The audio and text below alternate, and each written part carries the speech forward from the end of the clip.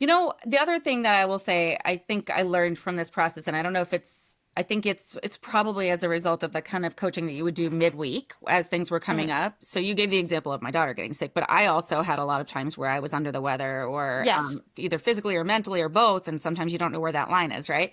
But I think what I have started to do as a reframe is like when I look at the beginning of a week and you would say, what's the most important things for you to accomplish this week?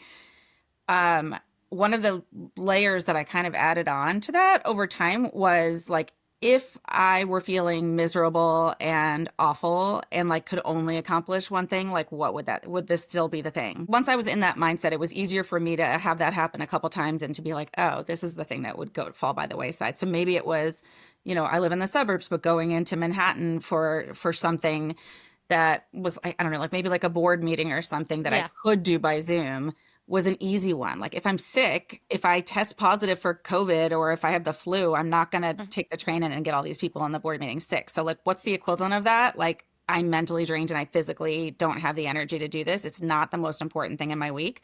So I started to do more of my board meetings by Zoom instead of going into the city. Even though I really enjoy being there in person, it was just took too much of my energy. So that was the thing that, like, from a calendar standpoint, I had to start evaluating every week too, which is like, do I really need to be in transit for these things or can I do them remotely?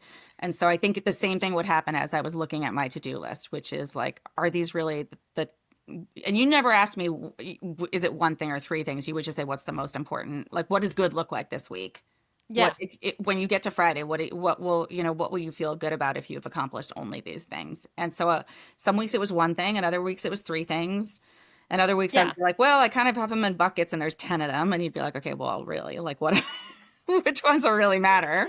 I mean, Yeah, yes, I probably did that. that's good. No, it was very But helpful. the thing is that I wanted you to think about, you know, instead of getting the overwhelm, which, Hmm.